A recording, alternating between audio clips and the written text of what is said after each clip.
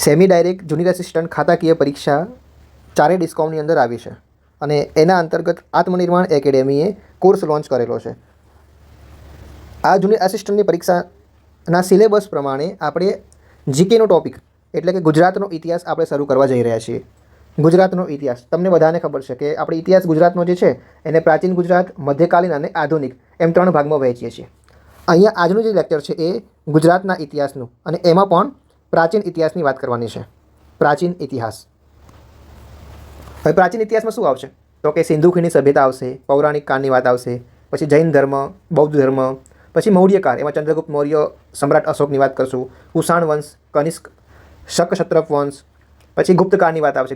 ગુપ્તકાળની વાત આવે એટલે ચંદ્રગુપ્ત દ્વિતીય, કુમારગુપ્ત, સ્કંદગુપ્ત આ બધા શાસકો આવશે. એના પછી મૈત્રક કાળ આવશે, એના પછી અનુમૈત્રક કાળ આવશે, એના પછી કયો આવશે તો કે ચાવડા વંશ આવે છે, પછી સોલંકી વંશ આવે છે, એની અંદર સિદ્ધરાજ જયસિંહ આવશે અને એના પછી વાઘેલા વંશ આવશે. ઓકે, આના પછી આપણે મધ્યકાલીન યુગ શરૂ કરીશું. ગુજરાતના સંદર્ભની વાત છે એટલે ગુજરાતમાં જે દિલ્હી સલ્તનત હતી એની વાત છે. એના પછી મુગલ કાળ આવશે અને પછી મરાઠા શાસન આવશે. ત્યારબાદ આપણે ગુજરાતનો આધુનિક ઇતિહાસ જોઈશું અને એની અંદર જ્યારે યુરોપિયન પ્રજા જેનું આગમન છે એ થાય છે ત્યાંથી શરૂ કરીને આજ સુધીની વાત છે. તો આજે આપણે ગુજરાતનો ઇતિહાસ અને એમાં પણ સ્પેશિયલી પ્રાચીન ઇતિહાસની વાત કરવાની છે. તો શરૂ કરીએ. અહીંયા આપણે જે પણ ટૉપિક કરીશું એ આપણે ટુ ધ પોઈન્ટ વાત કરીશું. બરાબર, ફેક્ચ્યુઅલ ડેટા પર વધારે ભાર આપીશું કેમ કે આપણી એક્ઝામ એ રીતની છે. તો જે રીતે આપણા એક્ઝામમાં પ્રશ્ન પૂછાય છે એને ધ્યાનમાં રાખીને આપણે હાઇલાઇટરનો ઉપયોગ કરશું. તમે પણ તમારી નોટ અને પેન લઈને બાજુમાં બેસી શકો છો. ઓકે, તો શરૂ કરીએ. ગુજરાતનો ઇતિહાસ. હવે ઇતિહાસ સંસ્કૃતના મૂળ શબ્દ ઇતિ હ અને આસ ઉપરથી ઉતરી આવેલો છે. બરાબર, આમાં ઇમ્પોર્ટન્ટ શું છે તો કે ઇતિહાસ શબ્દનો સૌ પ્રથમ ઉલ્લેખ અથર્વવેદની અંદર ક્યાં અથર્વવેદમાં જોવા મળે છે. એ આપણા માટે ઇમ્પોર્ટન્ટ છે. બરાબર, હવે ઇતિહાસનો મિનિંગ શું થાય તો કે ભૂતકાળનું અધ્યયન થાય છે. ઇતિહાસને જાણવા માટે સાહિત્ય, વિદેશી યાત્રીઓના વૃત્તાંતો, પુરાતાત્વિક સ્ત્રોતો એટલે કે કેવા અભિલેખ હોય, સ્મારક, સિક્કા, મૂર્તિ, ચિત્રકલા, મુદ્રા આ બધું મહત્ત્વનું હોય છે. તમને બધાને ખબર છે કે ઇતિહાસ છે એને જાણવા માટે કોઈક આધારભૂત મટીરિયલ જોઈએ તો કે એ સાહિત્ય હોય, વિદેશી યાત્રીઓના વૃત્તાંતો હોય, પછી કોઈ સ્ત્રોત છે કેવા અભિલેખ હોય, સ્મારક હોય, સિક્કા, મૂર્તિ, ચિત્રકલા, મુદ્રા આ બધું છે એનાથી આપણે ઇતિહાસ જાણીએ છીએ. ગુજરાતની અંદર સંશોધન કરનારા સૌ પ્રથમ ભૂસ્તર શાસ્ત્રી કોણ હતા? શાસ્ત્રી રોબર્ટ બ્રુસફૂટ. તો આપણા માટે ઇમ્પોર્ટન્ટ છે રોબર્ટ બ્રુસફૂટ. ઓકે, અને ભારતના પ્રાગ ઐતિહાસિક પુરાતત્વના જનક પણ એમને જ ઓળખવામાં આવે છે એટલે આપણા માટે ઇમ્પોર્ટન્ટ છે રોબર્ટ બ્રુસફૂટ. ઓકે, હવે ગુજરાત ઉપર સૌ પ્રથમ પુરાતત્વ વિષયક પુસ્તક ડૉક્ટર હસમુખ સાંકળિયાએ લખ્યું હતું. તો ડૉક્ટર હસમુખ સાંકળિયા પણ આપણા માટે ઇમ્પોર્ટન્ટ થઈ જાય છે. અમદાવાદનો ઇતિહાસ લખનારા પ્રથમ વ્યક્તિ કોણ હતા તો કે મગનલાલ વખતચંદ શેઠ. અમદાવાદનો ઇતિહાસ લખનારા પ્રથમ વ્યક્તિ મગનલાલ વખતચંદ શેઠ છે. ઓકે, શરૂ કરીએ આપણે ગુજરાતનો પ્રાચીન ઇતિહાસ. અત્યારે આપણે ઇતિહાસની વાત કરી, હવે આપણે ગુજરાતનો પ્રાચીન ઇતિહાસ એની વાત કરીશું. તો ગુજરાત નામનો સૌપ્રથમ ઉલ્લેખ છે એ આબુરાસ કૃતિમાં કરવામાં આવ્યો હતો. આબુરાસ, ગુજરાત નામનો સૌપ્રથમ ઉલ્લેખ આબુરાસમાં કરવામાં આવેલો હતો. હવે ગુજરાતનું નામ ડાયરેક્ટ ગુજરાત નથી પડેલું, એના ઘણા બધા નામો હતા અને ફાઇનલી ગુજરાત નામ પાડવામાં આવ્યું છે. આદ્ય ઐતિહાસિક સમયગાળા દરમિયાન આ પ્રદેશ છે એને આપણે આનંદ તરીકે ઓળખતા હતા અને એની રાજધાની કઈ હતી તો કે કુશસ્થલી. આ કુશસ્થલી કઈ છે તો કે હાલની દ્વારકા છે એ છે. મૈત્રક કાળની અંદર ગુજરાત માટે લાટ શબ્દ વપરાયો પણ અનુમૈત્રક કાળ આવે છે એટલે આ લાટ શબ્દ છે એ ફક્ત દક્ષિણ ગુજરાત માટે રહી જાય છે. તો મૈત્રક કાળમાં લાટ, આદ્ય ઐતિહાસિક કાળમાં આનર્ત કહેવાતા અને હવે આ ગુજરાત છે મૈત્રક કાળની અંદર લાટ તરીકે ઓળખાય છે. 9મી સદીમાં ગુર્જર દેશ, ગુર્જર મંડળ, ગુર્જરતા, ગુર્જરત્રા જેવા સંસ્કૃત નામો પ્રચલિત થયા. મૌર્યકાળથી ગુપ્તકાળ સુધી જે સૌરાષ્ટ્ર છે એને સુરાષ્ટ્ર તરીકે ઓળખાતા. સૌરાષ્ટ્રને સુરાષ્ટ્ર તરીકે ઓળખતા હતા. એની રાજધાની ગિરિનગર હતી. સૌરાષ્ટ્રને સ્ટ્રેબો દ્વારા સેરોસ્ટસ અને ટોલેમી અને પેરિપ્લસ દ્વારા સુરાષ્ટ્રીન તરીકે ઓળખવામાં આવતું હતું. ઓકે, તો આ પણ આપણા માટે ઇમ્પોર્ટન્ટ છે. ચીની મુસાફર છે હ્યુ એન સાંગ, એને સૌરાષ્ટ્રને શું કીધું તો કે સુલકા અર્થાત સોરઠ, એનો પણ ઉલ્લેખ કરેલો છે. તેમજ મરાઠા શાસન દરમિયાન સૌરાષ્ટ્ર છે એ કાઠિયાવાડ તરીકે જાણીતું હતું. તો કાઠિયાવાડ કોના સમયમાં તો કે મરાઠા શાસનની અંદર. તો આ પ્રાચીન ગુજરાતની વાત કરી. હવે આપણે સિંધુ ખીણની સભ્યતાની ગુજરાતના સંદર્ભમાં વાત કરવાની છે. તો નૂતન પાષાણ કાળ પછી સિંધુ ખીણની સભ્યતાનો ઉદ્ભવ થાય છે. કઈ જગ્યાએ તો કે સિંધુ અને એની સહાયક નદીના કિનારે, એટલે એને સપ્ત સિંધુ પ્રદેશ એટલા માટે જ એને શું કહેવાય છે સિંધુ ખીણની સભ્યતા કહેવામાં આવશે. કેમ? તો કે સિંધુ અને એની સહાયક નદીના કિનારે સપ્ત સિંધુ પ્રદેશની અંદર એનો વિકાસ થયો છે, એટલા માટે આપણે એને સિંધુ ખીણની સભ્યતા કહીએ છીએ. સાથે સાથે સૌ પ્રથમ અવશેષો છે એ હડપ્પા નામના સ્થળેથી મળી આવે, એટલે આપણે એને હડપ્પિયન સભ્યતા પણ કહીએ છીએ. સુયોજિત નગર વ્યવસ્થાના પુરાવાથી જણાય છે કે સિંધુ સભ્યતા કેવી હતી? નગરીય સભ્યતા હતી. સિંધુ સભ્યતા એનો સમયગાળો કેટલો? તો કે ઈસવીસન પૂર્વે 2325થી ઈસવીસન પૂર્વે 1750. યાદ રાખશું આપણે રેન્ડમલી ખાલી. ઓકે, અમુક સ્થળો છે જેમ કે રંગપુર છે, લોથલ છે, ધોળાવીરા છે, જે આપણા ગુજરાતની અંદર એકદમ ઇમ્પોર્ટન્ટ છે. કેમ? જો સુરેન્દ્રનગર જિલ્લાના ચુડા તાલુકામાં શુકભાદર નદીના કિનારે, આખી લાઈન યાદ રાખવાની છે. હાલ કયું? તો કે અમદાવાદ જિલ્લાનો ધંધુકા તાલુકો. અહીંયા રંગપુર આવેલું છે. ગુજરાતમાં સૌપ્રથમ શોધાયેલું હડપ્પિયન સ્થળ એટલે રંગપુર. ઇમ્પોર્ટન્ટ થઈ ગયું કેમ કે સૌપ્રથમ આવ્યું. તો ગુજરાતમાં સૌપ્રથમ શોધાયેલું હડપ્પીય સંસ્કૃતિનું સ્થળ એટલે રંગપુર. આનું ઉત્ખનન કોને કરેલું? તો કે 1931માં માધવ સ્વરૂપ વત્સ. યાદ રાખશું, માધવ સ્વરૂપ વત્સ અને 1953માં SR રાવ એના માર્ગદર્શન હેઠળ કરવામાં આવેલું હતું. રંગપુરમાંથી શું શું મળ્યું? તો કે વજનિયા એટલે કે બાટ મળ્યા, મણકા બનાવવાનું કારખાનું મળ્યું, વીંટીઓ મળી, ચોખાના ફોતરા, પશુઓના ઘાસચારા, હાથીદાંતની વસ્તુઓ, જાહેર સ્નાનાગાર અને ગટર વ્યવસ્થાના પુરાવા મળી આવ્યા. મતલબ મોટાભાગનું વસ્તુ રંગપુરમાંથી મળી ગયું છે. હવે આપણે લોથલની વાત કરીએ તો કે લોથલ ખંભાતના અખાતની નજીક લીમડી ભોગાવો નદીના કિનારે અમદાવાદ જિલ્લાના ધોળકા તાલુકાના સરગવાલા ગામ ખાતે આવેલું છે લોથલ. એનો શાબ્દિક અર્થ શું થાય? લોથલ તો મરેલાનો ટેકરો અથવા તો લાશોનો ઢગલો થાય છે. અહીંયા વિશ્વનું પ્રાચીન ડોકયાર્ડ યાદ રાખશું, જહાજવાડો, વાહન લંગારવા માટે લંગરના પુરાવા કઈ જગ્યાએથી મળે છે? તો કે લોથલ ખાતેથી. આ પશ્ચિમ એશિયા સાથેનું આંતરરાષ્ટ્રીય વેપારી કેન્દ્ર હોવાનું માનવામાં આવે છે. લોથલ છે એ બે વિભાગમાં વહેંચાયેલું હતું. એક તો ઉપલું નગર જે શાસકોનું નગર કહેવાય અને બીજું નીચલું નગર જે સામાન્ય પ્રજાનું નિવાસસ્થાન છે. જ્યારે ધોળાવીરાની આપણે વાત કરીશું ત્યારે 3 વિભાગમાં વહેંચાયેલું હતું. આપણે લોથલમાંથી શું શું મળે છે? તો કે મણકા બનાવવાની ફેક્ટરી, ગોળ અને ચોરસ આકારના અગ્નિકુંડ, ચોખાની ખેતીના પુરાવા.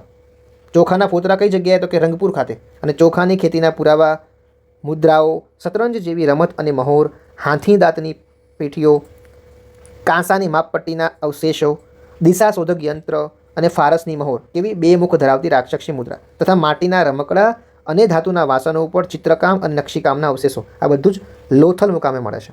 લોથલ કપાસ અને અકીકનું મોટું કેન્દ્ર હોવાના પુરાવા છે, તો ઇમ્પોર્ટન્ટ છે. લોથલમાંથી સિંધુ લિપિમાં કોતરાયેલી મુદ્રાઓ અને 95 ચિહ્ન મળી આવ્યા. આ લિપિ આજ દિન સુધી ઉકેલાઈ નથી, એ પણ તમારા માટે ઇમ્પોર્ટન્ટ છે. સિંધુ સભ્યતાના મકાનોની વિશેષતા મુજબ મુખ્ય દરવાજા છે એ માર્ગ ઉપર ખુલવાને બદલે અંદરની શેરીમાં ખુલતા. બધાને ખબર છે કે સિંધુ ખીણની સભ્યતા છે એના જે મકાનના દરવાજા હતા એ મુખ્ય માર્ગ ઉપર ના ખુલતા, અંદરની શેરીમાં ખુલતા હતા. પણ અપવાદરૂપની વાત કરું તો લોથલ છે, લોથલ ત્યાં ઘરના દરવાજા મુખ્ય માર્ગ ઉપર ખુલતા હતા. તો આ તમારા માટે ઇમ્પોર્ટન્ટ થઈ જાય. લોથલમાંથી અગ્નિ સંસ્કાર અને દફન વિધિના પુરાવાઓ તેમજ 21 માનવ હાડપિંજર અને એક સાથે દફનાવેલા જોડિયા મૃતદેહો મળી આવ્યા. તો એક સાથે દફનાવેલા જોડિયા મૃતદેહો કઈ જગ્યાએથી મળી આવ્યા? તો લોથલ ખાતેથી. તો યાદ રાખશું, જોડિયા મૃતદેહો મળી આવ્યા ક્યાંથી? લોથલ ખાતેથી. લોથલ ખાતે મેરીટાઈમ હેરિટેજ મ્યુઝિયમ બનાવવા માટે પણ બજેટમાં જાહેરાત કરવામાં આવેલી હતી. હવે ધોળાવીરાની વાત કરીએ તો કે ગુજરાતની અંદર સૌથી વધુ ક્ષેત્રફળ ધરાવતું સિંધુ સભ્યતાનું સ્થળ એટલે ધોળાવીરા. ધોળાવીરા કચ્છ તાલુકાના ખદીર બેટમાં લુણી નદીના કિનારે આવેલું છે. યાદ રાખશું, કચ્છના ભચાઉ તાલુકાના ખદીર બેટમાં લુણી નદીના કિનારે ધોળાવીરા છે. એના સ્થાનિક લોકો કોટડા અથવા મહાદુર્ગ તરીકે ઓળખે છે. ધોળાવીરા સ્થળ ઉપર કર્કવૃત આવેલું છે. ધોળાનો અર્થ સફેદ અને વીરાનો અર્થ કૂવો થાય છે. ઓકે, આ નગર 3 ભાગમાં વહેંચાયેલું છે. હમણાં આપણે લોથલની વાત કરી, 2 ભાગમાં વહેંચાયેલું હતું. આ 3 ભાગમાં, એક તો ગઢ ઉપરનું નગર, પછી મધ્યનગર અને નીચલું નગર. અહીંથી ધાતુ ગાળવાની ભઠ્ઠી, ઓજારો, ઘરેણાં, મણકા અને બંગડી, હોડી આકારની કુલડીના અવશેષો તેમજ સંભવતઃ દેશના પ્રથમ ખુલ્લા રંગમંચના પ્રથમ પુરાવા પણ અહીંયાથી મળ્યા છે. આ સ્થળેથી હડપ્પા સભ્યતાનું એકમાત્ર સ્ટેડિયમ, રમતનું મેદાન છે એ, એની સાથે સાથે સિંધુ લિપિમાં લખાયેલું 10 અક્ષરનું એકમાત્ર સાઇનબોર્ડ મળી આવ્યું છે. તો 10 અક્ષરનું સાઇનબોર્ડ એ ધોળાવીરા ખાતેથી મળી આવ્યું છે. જળ વ્યવસ્થા પ્રણાલી વિશ્વની સૌથી પ્રાચીન વોટર હાર્વેસ્ટિંગ સિસ્ટમ પણ અહીંયા હતી. બજેટની અંદર એને મ્યુઝિયમ બનાવવાની જાહેરાત કરવામાં આવેલી હતી અને 2021માં ધોળાવીરાને યુનેસ્કો દ્વારા વિશ્વ ધરોહરની યાદીમાં મૂકવામાં આવેલ છે. તો આપણા માટે ઇમ્પોર્ટન્ટ છે. 2021માં ધોળાવીરાને યુનેસ્કોની વિશ્વ ધરોહરની યાદીમાં મૂકવામાં આવેલ છે. અન્ય જોઈએ આપણે તો કે રંગપુર છે, જે હમણાં વાત કરી એ ઇમ્પોર્ટન્ટ. આપણે એક એનો કોઠો જોઈ લઈએ કે સિંધુ ખીણ સભ્યતાના ગુજરાતમાં આવેલા મહત્ત્વના સ્થળો. તો રંગપુર છે સુરેન્દ્રનગરના ચૂડાની અંદર સુખભાદર નદીના કિનારે માધવ સ્વરૂપ વચ્ચે 1931માં શોધ્યું છે. લોથલ છે એ અમદાવાદના ધોળકામાં, આ ધંધુકામાં, બરાબર. રંગપુર છે ધંધુકામાં, લોથલ છે ધોળકામાં, નદી છે લીંબડી ભોગાવો અને શોધક છે S.R. રાવ 1954માં. પછી 55-56માં પ્રભાસ પાટણ. કયું તો કે ગીર સોમનાથનું. ત્રિવેણી સંગમ છે હિરણ, કપિલા અને સરસ્વતીનો ત્રિવેણી સંગમ ડેક્કન કોલેજ બોમ્બે દ્વારા. આમરા અને લાખા બાવળ છે એ જામનગર જિલ્લાની અંદર છે MS યુનિવર્સિટી દ્વારા. દેસલ પર કચ્છના નખત્રાણામાં મોરાઈ નદીમાં, કઈ મોરાઈ નદી, આર્કિયોલોજીકલ સર્વે ઓફ ઇન્ડિયા દ્વારા શોધવામાં આવ્યું છે. સુરકોટડા છે એ પણ કચ્છના રાપર ખાતે આવેલું છે, ખારી નદીના કિનારે આવેલું છે. JP જોશીએ 1964માં શોધ્યું. ધોળાવીરા છે કચ્છના ભચાઉ તાલુકામાં ખદીરીબેટ અને લુણી નદી છે. JP જોશી અને SR બિસ્ટ એના ઉત્ખનન કરતા છે. રોજડી શ્રીનાથગઢ છે એ રાજકોટ ગોંડલ ખાતે છે, ભાદર નદીના કિનારે, આર્કિયોલોજીકલ સર્વે ઓફ ઇન્ડિયા દ્વારા 1985માં. શિકારપુર છે કચ્છના ભચાઉમાં, ગુજરાત સ્ટેટ આર્કિયોલોજીકલ. અને કુંતાસી છે મોરબી ખાતે, એ ફુલકી નદીના કિનારે PB પંડ્યા ઉત્ખનન કરતા છે 1988માં. તો આ કઈ નદીના કિનારે છે એ ઇમ્પોર્ટન્ટ છે અને કઈ જગ્યાએ આવેલું છે એ પણ ઇમ્પોર્ટન્ટ છે. આગળ પૌરાણિક કાળની આપણે વાત કરીએ તો કે પુરાણોમાં જેનો ઉલ્લેખ મળતો હોય એ કાળને પૌરાણિક કાળ કહેવાય. અનુશ્રુતિઓ મુજબ આપણે જોઈએ તો કે સજીવ સૃષ્ટિની અંદર મનુ જે છે એને આપણે પ્રથમ પુરુષ કહીએ છીએ. મનુને પ્રથમ પુરુષ તરીકે માનવામાં આવે છે. હવે મનુ છે એ સરિયાત્રી નામને એક પુત્ર હતો. મનુને સરિયાતી નામનો એક પુત્ર હતો અને સરિયાતીને આનર્ત નામનો પુત્ર હતો. યાદ રાખજો, આનર્ત નામનો પુત્ર અને સુકન્યા નામની પુત્રી હતી. આ આનર્ત છે એના નામ પરથી જ આ પ્રદેશનું નામ આનર્ત હતું. જે આપણે શરૂઆતમાં વાત કરી, ગુજરાતને આદ્ય ઐતિહાસિકની અંદર આપણે આનર્ત કહેતા હતા અને આનર્તની રાજધાની એટલે કુશસ્થળી, જે હાલનું દ્વારકા તરીકે આપણે ઓળખીએ છીએ. એ વાતથી આનર્તની. બીજી બાજુ એની બહેન સુકન્યા, એ સુકન્યા લગ્ન થાય છે ભૃગુકુંડના ચવ્યન ઋષિ સાથે અને એમનો પુત્ર દધીચી સાબરમતી અને ચંદ્રભાગાના નદીના સંગમ કિનારે વસે છે. એમને અસુરોનો સંહાર કરવા માટે પોતાનું શસ્ત્ર છે કયું તો કે વજ્ર, એ બનાવવા માટે અસ્થિનું દાન કર્યું હતું ઇન્દ્રને. તો એ પણ આપણા માટે ઇમ્પોર્ટન્ટ છે. હવે આનર્ત વંશના છેલ્લા રાજા હતા રૈવત. આ સમય દરમિયાન મથુરામાં યાદવોનું રાજ હતું અને જેના અગ્રણી હોય છે વાસુદેવના પુત્ર શ્રી કૃષ્ણ. વાસુદેવ મથુરાના રાજા ઉગ્રસેનના મંત્રી હતા. ઉગ્રસેનના મંત્રી હતા કોણ? વાસુદેવ.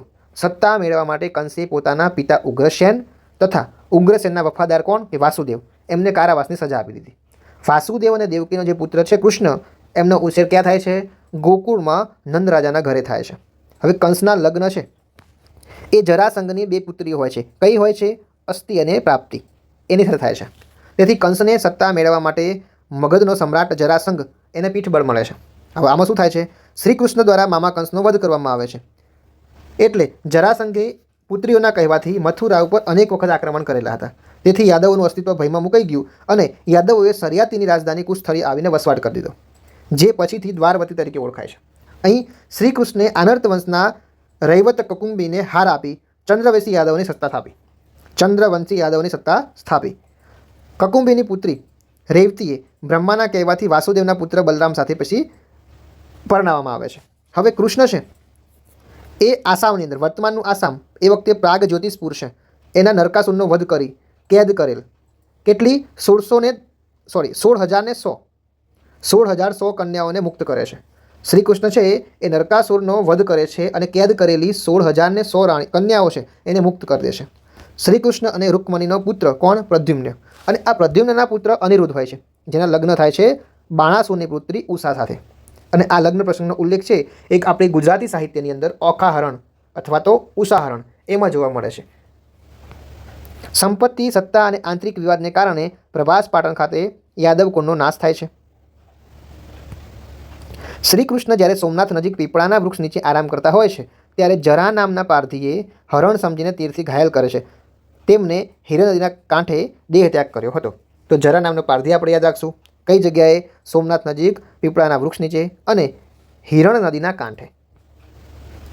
શ્રી કૃષ્ણના અગ્નિ સંસ્કાર હિરણ, કપિલા અને સરસ્વતીના ત્રિવેણી સંગમ ખાતે થાય છે, જેને દેહોત્સર્ગ તીર્થ, ભાલકા તીર્થ કે ગૌલોકધામ તરીકે આપણે ઓળખીએ છીએ. અને આ સ્થળે મોક્ષ પીપળો આવેલો છે. હાલ યાદવા સ્થળી, ભાલકા તીર્થ અને દેહોત્સર્ગ તીર્થ ગીર સોમનાથ જિલ્લાની અંદર આવેલા છે. ઓકે, તો આપણા માટે ઇમ્પોર્ટન્ટ છે. હવે આપણે આગળ જૈન ધર્મની વાત કરીશું. જૈન ધર્મ અત્યારે આપણે જે પણ જોઈ ચૂક્યા છીએ એ ખાલી ને ખાલી ગુજરાતના સંદર્ભમાં જોઈ રહ્યા છીએ. બાકી ભારતના ઇતિહાસની અંદર આપણે વિસ્તારથી વાત કરીશું. જૈન શબ્દ સંસ્કૃતના જીન શબ્દ પરથી બનેલો છે. જીન એટલે કે ઇન્દ્રિય પર વિજય પ્રાપ્ત કરનાર. જૈન અનુશ્રુતિઓ અનુસાર જૈન ધર્મની અંદર કેટલા 24 તીર્થકર થયા, જેમાં પ્રથમ તીર્થકર હોય છે ઋષભદેવ અને 24માં હોય છે મહાવીર સ્વામી. નેમિનાથ નામે 22માં તીર્થકરે રૈવતક પર્વત એટલે કે ગિરનાર પર્વત ઉપર જઈને દીક્ષા લીધી હતી. અને ગિરનાર પર્વત પર નેમિનાથની ટૂંક આવેલી છે, જેનું નિર્માણ સજ્જન મંત્રી એટલે કે સિદ્ધરાજ જયસિંહના સેનાપતિએ કર્યું હતું. યાદ રાખશું આપણે સજ્જન મંત્રી. ભાવનગર જિલ્લામાં આવેલા પાલીતાણા શેત્રુંજય પર્વત ઉપર 863 કરતાં પણ વધારે જૈન દેરાસરો આવેલા છે. તો એ પણ આપણા માટે ઇમ્પોર્ટન્ટ છે. ભાવનગર જિલ્લામાં પાલીતાણાની અંદર 863 કરતાં વધારે જૈન દેરાસરો આવેલા છે. આબુ પર્વત પરના દેલવાડાના દેરા, વસ્તુપાળ તેજપાળે બંધાવેલ લુણ વસહી તેમજ ગુજરાતના મંત્રી કોણ તો કે વિમલ શાહે બંધાવેલ વિમલ વસહી જૈન સ્થાપત્યના મહત્ત્વના ઉદાહરણ છે. તો એ પણ આપણા માટે ઇમ્પોર્ટન્ટ છે. કચ્છમાં આવેલા સુથરી, કોઠારા, જખો, નલિયા અને તેરા જૈન ધર્મના પંચતીર્થ તરીકે જાણીતા છે. તથા ગાંધીનગર જિલ્લાના મહુડીમાં ઘંટાકર્મ મહાવીરનું મંદિર આવેલું છે. જૈન ધર્મ યાદ રાખશું. તો જૈન ધર્મમાં દિલવાડાના દેરા હોય, વસ્તુપાળ તેજપાળે બંધાવેલ લુણ વસહી, ગુજરાતના મંત્રી વિમલ શાહે બંધાવેલ વિમલ વસહી, આ બધા જૈન સ્થાપત્ય છે. આપણે એ ધ્યાનમાં રાખવાનું છે, જૈન સ્થાપત્ય છે. પછી સુથરી, કોઠારા, જખો, નલિયા અને તેરા. સુથરી, કોઠારા, જખો, નલિયા અને તેરા જૈન ધર્મના પંચતીર્થ તરીકે ઓળખાય છે. તીર્થકર અને એની સાથે જોડાયેલા સ્થળો. પાલીતાણા ભાવનગર છે, તો એની સાથે કયા તીર્થકર જોડાયેલા છે? તો કે આદિનાથ ઋષભદેવ. તારંગા મહેસાણા છે, તો અજીતનાથ સાથે સંકળાયેલ છે. ભોયણી છે, ભોયણી મહેસાણાની અંદર મલ્લીનાથ સાથે. ગિરનાર જુનાગઢ તો અરિષ્ટ નેમિનાથ. અમદાવાદમાં ધર્મનાથ. શંખેશ્વર પાટણ છે, ત્યાં પાર્શ્વનાથ. ભદ્રેશ્વર કચ્છ તો મહાવીર સ્વામી. ઓકે, હવે જૈન ધર્મની સંગીતિઓની વાત કરીએ. એટલે કે પ્રથમ સંગીતિ ક્યારે થઈ અને દ્વિતીય સંગીતિ ક્યારે થઈ, અને સમયગાળો કયો હતો, સ્થળ કયું હતું, રાજા કયા હતા, અધ્યક્ષ કોણ રહ્યા, અને આ સંગીતિ દરમિયાન કયું કાર્ય થયું એ આપણે જોઈએ. તો કે જૈન ધર્મની પ્રથમ સંગીતિ ઈસવીસન પૂર્વે અંદાજે 298માં થઈ. સ્થળ હતું પાટલીપુત્ર બિહાર. એ વખતે રાજા કોણ હોય તો કે ચંદ્રગુપ્ત મૌર્ય હશે. અધ્યક્ષ હતા સ્થૂલભદ્ર. આમાં શું થાય છે તો કે જૈન આગમોનું સંકલન કરવામાં આવ્યું. ભદ્રબાહુના દક્ષિણ ગમન પછી સંઘમાં થયેલા મતભેદો જે છે એના વિશે ચર્ચા કરવામાં આવેલી. દ્વિતીય જૈન સંગીતિ ભરાય છે ઈસવીસન 512માં વલ્લભી આપણા ગુજરાતની અંદર. એ વખતે મૈત્રક વંશના રાજા હોય છે ધ્રુવસેન પ્રથમ, અને અધ્યક્ષ હોય છે દેવાર્ધી ક્ષમાશ્રમણ. જૈન આગમોને પ્રથમ વખત લેખિત સ્વરૂપમાં સંકલિત કરવામાં આવ્યા અને 45 આગમોનું સંપાદન થયું. ક્યારે? ઈસવીસન 512માં ગુજરાતના વલ્લભી ખાતે. રાજા હોય છે ધ્રુવસેન પ્રથમ.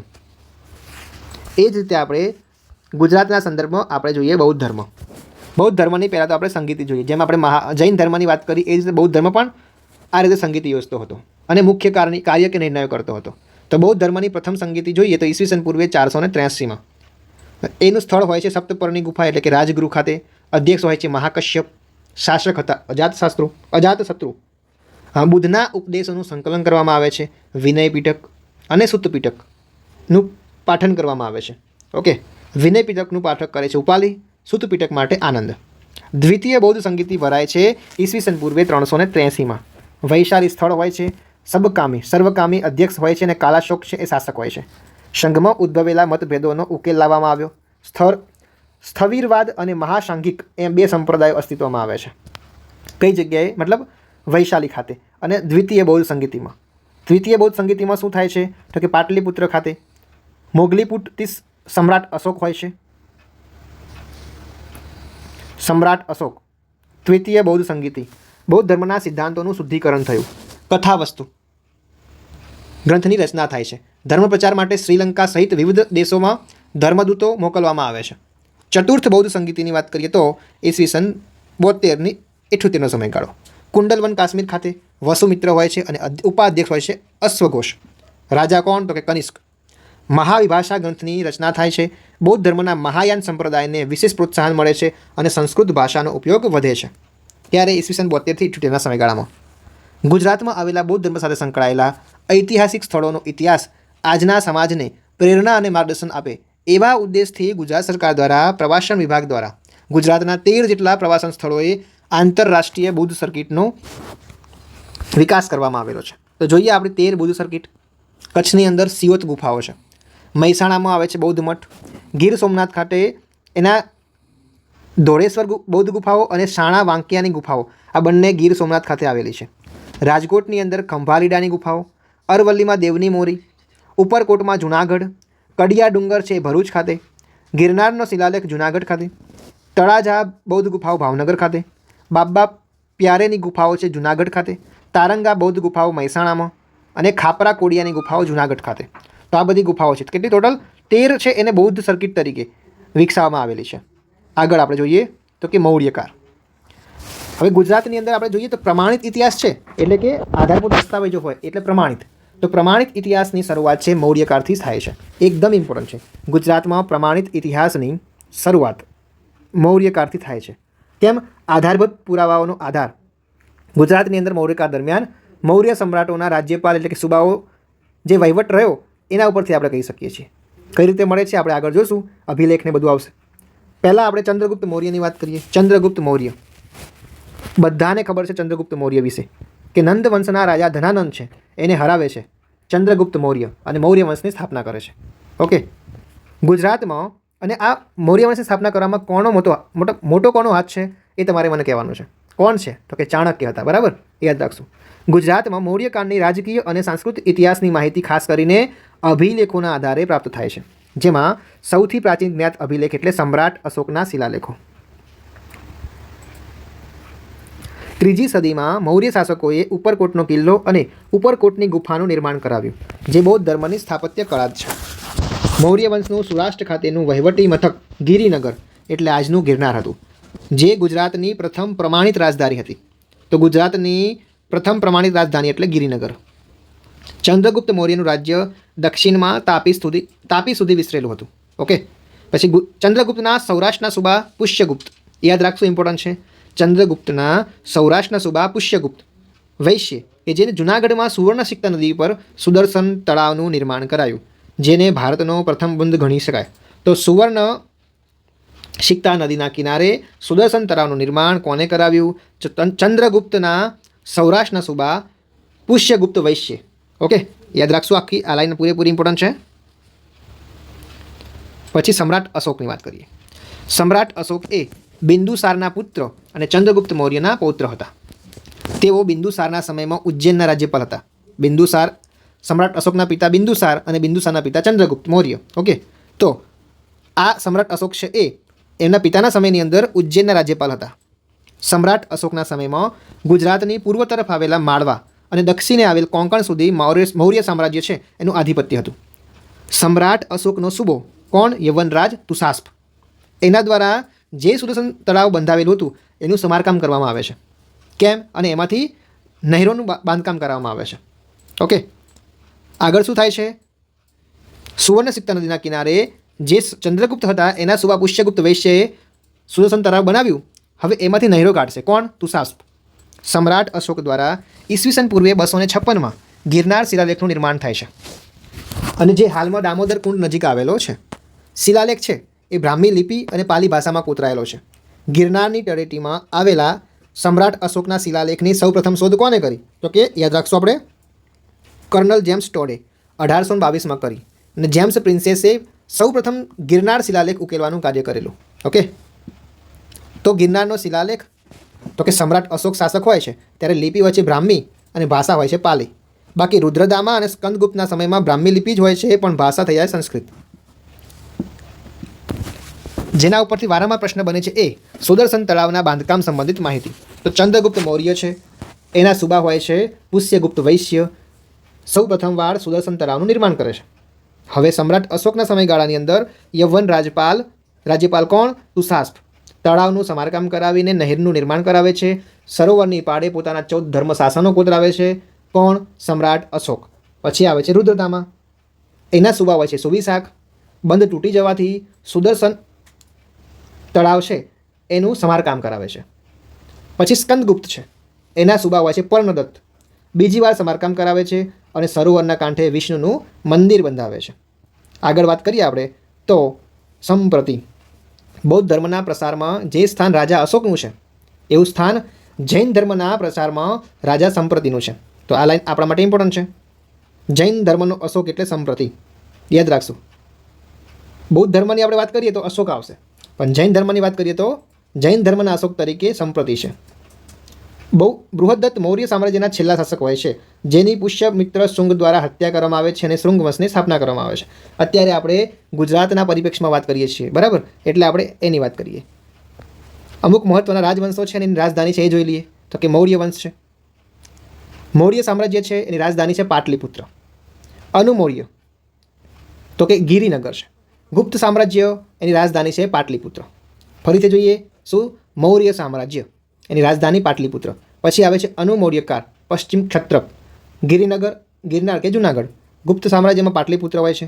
મૈત્રકમાં વલ્ભી છે. ચાવડામાં કયું છે? ચાવડા વંશ આવશે આપણે હમણાં ભણીશું. તો એની અંદર રાજધાની પંચાસર છે. પછી સ્થળાંતરિત રાજધાની કરે છે અણહિલવાડ પાટણ. સોલંકી વંશમાં અણહિલવાડ પાટણ હોય છે. વાઘેલા વંશ છે એ પહેલાં લઈ જાય છે ધોળકા ખાતે અને પછી પાછું સ્થળાંતરિત કરીને અણહિલવાડ પાટણમાં રાજધાની લાવે છે. કુષાણ વંશ અને કનિષ્કની વાત થોડી કરીએ. કેમ? તો કે ઇમ્પોર્ટન્ટ થાય છે શક સંવતની શરૂઆત અને વિક્રમ સંવતની શરૂઆત. એટલા માટે કનિષ્કનું શાસન જે સામ્રાજ્ય છે એ ઉત્તર પશ્ચિમની અંદર ઈરાકથી પૂર્વમાં પાટલીપુત્ર સુધી અને ઉત્તરમાં કાશ્મીરથી દક્ષિણમાં સૌરાષ્ટ્રના માળવા સુધી વિસ્તરેલું હતું. કનિષ્કે શક સંવતની શરૂઆત કરી હતી અને આ સંવત ભારત સરકારનું સત્તાવાર પંચાંગ છે. યાદ રાખશું આપણે, ઇમ્પોર્ટન્ટ છે. શક સંવત ભારત સરકારનું સત્તાવાર પંચાંગ. શક સંવત છે ઈસવીસન 78માં કનિષ્કે ભારતમાં શરૂઆત કરી. જ્યારે વિક્રમ સંવતની વાત કરીએ તો દેશી પંચાંગ છે એ ઈસવીસન પૂર્વે 56માં વિક્રમાદિત્યએ કરેલું હતું. હવે જો ભારતનું પંચાંગ છે શક સંવત, એના આધારે તૈયાર થાય છે. એટલે ભારતીય પંચાંગનો પ્રથમ મહિનો કયો આવે? તો કે ચૈત્ર આવે. અને અંતિમ કયો આવશે? ચૈત્રથી શરૂ થાય તો છેલ્લે ફાગણ આવવાનો છે, પછી તો પાછો ચૈત્ર આવે એટલે નવું ચાલુ થઈ જાય. તો શક સંવતનો પ્રથમ મહિનો એટલે ચૈત્ર અને અંતિમ મહિનો એટલે ફાગણ. પણ વિક્રમ સંવતની આપણે વાત કરીએ તો પહેલો કારતક આવશે અને છેલ્લો આવે છે આસો મહિનો. ઓકે, હજી આપણે કેલેન્ડર પ્રમાણે જોઈએ તો શક સંવત મુજબ પ્રથમ દિવસ લગભગ 22 માર્ચ જ હોય, પણ જો લીપ વર્ષ હોય તો 21 માર્ચ. તો યાદ રાખશું, 22 માર્ચ નોર્મલમાં અને લીપ વર્ષ હોય તો 21 માર્ચ. કોની વાત થાય છે? શક સંવતની. ઓકે, શક અને ક્ષત્રપ વંશની વાત કરીએ આપણે. શક લોકો ક્ષત્રપ તરીકે ઓળખાયા. ક્ષત્રપ એટલે પ્રાંતનો સૂબો કે પૃથ્વીપાલ. શક શાસકોમાં વલ્ભીના મહાક્ષત્રપ રુદ્રદામા સૌથી નોંધપાત્ર શાસક રહ્યા હતા, જેમણે ઈસવીસન 130થી 150 દરમિયાન ગુજરાતમાં શાસન કરેલું. રુદ્રદામાની વાત આવે એટલે તમને શિલાલેખ યાદ આવે તો અશોકના ગિરનારના શિલાલેખની નીચે જ રુદ્રદામાનો લેખ દેવનાગરી લિપિ સંસ્કૃત ભાષામાં મળી આવ્યો છે. રુદ્રદામા સૌરાષ્ટ્રના સુદર્શન તળાવનું સમારકામ કયો? તો કે રાજ્યપાલ હોય છે સુવિશાખ, એના નિર્દેશનમાં કરાવે છે. શક વંશના અંતિમ રાજા કોણ હોય છે? તો કે રુદ્રસિંહ તૃતીય. રુદ્રદામાની વાત આપણે અગાઉ પણ કરી ચૂક્યા છીએ. ક્યાં? તો કે તળાવ સંબંધિત વાત. તળાવની અંદર આપણે વાત, મતલબ તળાવના સંદર્ભમાં આપણે વાત કરી ચૂક્યા છીએ. હવે ગુજરાતની ગુપ્ત કાળ આવે છે. ગુજરાતમાં ગુપ્ત સામ્રાજ્યનો વિસ્તાર છે એ સમુદ્રગુપ્તના પુત્ર ચંદ્રગુપ્ત બીજા એટલે કે વિક્રમાદિત્યના સમયથી થાય છે. ગુપ્ત રાજાઓ પરમ ભાગવત વૈષ્ણવ સંપ્રદાયના હતા. ગુપ્ત શાસન દરમિયાન ગુજરાતમાં શક સંવતને સ્થાને શું આવે છે? ગુપ્ત સંવત આવે છે. ગુપ્તોની રાજધાની ગુજરાતના ગિરિનગર એટલે કે જૂનાગઢમાં હતી. ચંદ્રગુપ્ત બીજા પછી ગુજરાતમાં અનુક્રમે કુમારગુપ્ત આવે છે અને સ્કંદગુપ્ત આવે છે. પહેલાં આપણે જોઈએ ચંદ્રગુપ્ત વિશે. ચંદ્રગુપ્ત દ્વિતીય, એનું બીજું નામ વિક્રમાદિત્ય. યાદ રાખશું, ચંદ્રગુપ્ત દ્વિતીય બીજું નામ છે વિક્રમાદિત્ય. સૌથી મહાન યોદ્ધા હોય છે. ગુપ્ત સામ્રાજ્યના સૌથી મહાન યોદ્ધા એટલે ચંદ્રગુપ્ત દ્વિતીય. એમને દેવગુપ્ત, દેવરાજ, દેવશ્રી તરીકે પણ આપણે ઓળખીએ છીએ. તેમની ઉપાધિઓમાં વિક્રમાદિત્ય, વિક્રમાંક અને પરમ ભાગવતનો સમાવેશ થાય છે. તો યાદ રાખજો, ચંદ્રગુપ્ત દ્વિતીય છે તો એની ઉપાધિઓ કઈ કઈ? તો કે વિક્રમાદિત્ય, વિક્રમાંક, પરમ ભાગવત, આ બધી એની ઉપાધિઓ છે. ચંદ્રગુપ્ત દ્વિતીયએ શકો ઉપર વિજય મેળવ્યો હતો અને ગુજરાત, સૌરાષ્ટ્ર, પશ્ચિમ માળવાના વિશાળ પ્રદેશને ગુપ્ત સામ્રાજ્યમાં જોડી દીધા હતા. અને એની યાદમાં જ એમણે આપણે સિંહ વિક્રમની ઉપાધિ આપેલી. સિંહ વિક્રમ યાદ રાખશું આપણે. સિંહ વિક્રમ કોણ? તો કે ચંદ્રગુપ્ત દ્વિતીય. શા માટે? તો કે શકો ઉપર વિજય મેળવ્યો, ગુજરાત, સૌરાષ્ટ્ર અને પશ્ચિમ માળવાના બધા પ્રદેશોને ગુપ્ત સામ્રાજ્યમાં જોડી દીધા, એટલે સિંહ વિક્રમ યાદ રાખશું. કુમારગુપ્તની વાત કરીએ તો કે હા, કુમારગુપ્ત છે એ ચંદ્રગુપ્ત દ્વિતીય અને ધ્રુવ સ્વામીની દેવીના ઉત્તરાધિકારી કુમારગુપ્ત પ્રથમ હતા. એમને મહેન્દ્રાદિત્ય, શ્રી મહેન્દ્ર અને રાજમહેન્દ્ર, મહેન્દ્ર જે આવશે ત્યાં કુમારગુપ્ત લખવાનો છે, મહેન્દ્ર, બરાબર. તો મહેન્દ્રાદિત્ય, શ્રી મહેન્દ્ર, રાજમહેન્દ્ર તરીકે ઓળખવામાં આવે છે. સ્કંદગુપ્તની વાત કરીએ તો કર્માદિત્ય તરીકે, સ્કંદગુપ્ત, કર્માદિત્ય અને શક્રાદિત્ય તરીકે ઓળખવામાં આવે છે. ગુપ્તકાળના અંતિમ શાસક સ્કંદગુપ્ત, ગુજરાતની અંદર જે ગુપ્તકાળ છે એના અંતિમ શાસક છે. કર્માદિત્ય અને શક્રાદિત્ય તરીકે પણ ઓળખવામાં આવે છે. સ્કંદગુપ્તે હુણોને હરાવીને ભારતમાંથી હાંકી કાઢ્યા હતા, જેનો ઉલ્લેખ આપણે જૂનાગઢના શિલાલેખમાં જોવા મળે છે. તેમણે સૌરાષ્ટ્રના સુબા તરીકે પર્ણદત્ત નામના અધિકારીને અને ગિરનારના નગરપાલક તરીકે પર્ણદત્તના પુત્ર ચક્રપાલિતની નિમણૂક કરેલી. ઓકે, આગળ મૈત્રકાળની આપણે વાત કરીએ. મૈત્રકાળ, સ્કંદગુપ્તનું મૃત્યુ તથા સેનાપતિ વિજયાન ભટ્ટારકે વલ્ભીની અંદર 470માં મૈત્રક વંશની સ્થાપના કરી. હવે મૈત્રક વંશના રાજાઓ છે એ કેવા છે તો કે શૈવ ધર્મી હતા, યાદ રાખવું, શૈવ ધર્મી. મૈત્રક કાળની સૌરાષ્ટ્રનું એના મૈત્રક કાળથી માંડીને સૌરાષ્ટ્રનું વડું મથક છે ગિરિનગર હતું. હવે શું થાય છે, ભટ્ટારક આવે છે એટલે રાજધાની તરીકે ગિરિનગરને બદલે ક્યાં લઈ જાય છે, વલ્ભી ખાતે. અને સમય જતાં આનું નામ પડે છે વલ્ભીપુર, યાદ રાખશું. મૈત્રકોથી સૌરાષ્ટ્રનું વડું મથક ગિરિનગર હોય છે, પણ ભટ્ટારક છે એ એની રાજધાની બદલે છે, ગિરિનગરની જગ્યાએ વલ્ભીપુર ખાતે લઈ જાય છે. તો યાદ રાખશું ભટ્ટારકને. કોણ રાજધાની બદલાવશે તો કે ભટ્ટારક. મૈત્રકોની સત્તા સમસ્ત સૌરાષ્ટ્ર ઉપરાંત ઉત્તર અને મધ્ય ગુજરાત પર પ્રવર્તી હતી. ગુજરાતમાં ભટ્ટારકે સ્વતંત્ર સત્તા સ્થાપિત કરી હોવાથી ગુજરાતના પ્રથમ ઇતિહાસ પુરુષ તરીકે માનવામાં આવે છે. ઇમ્પોર્ટન્ટ છે, ગુજરાતમાં ભટ્ટારકને આપણે ગુજરાતના પ્રથમ ઇતિહાસ પુરુષ તરીકે માનીએ છીએ. જૈન અને બૌદ્ધ વિદ્યાભ્યાસ માટે જાણીતું કેન્દ્ર ગણાતી વલ્ભી વિદ્યાપીઠની સ્થાપના ધરસેન પ્રથમ, યાદ રાખશું, ધરસેન પ્રથમ એના સમયમાં થાય છે.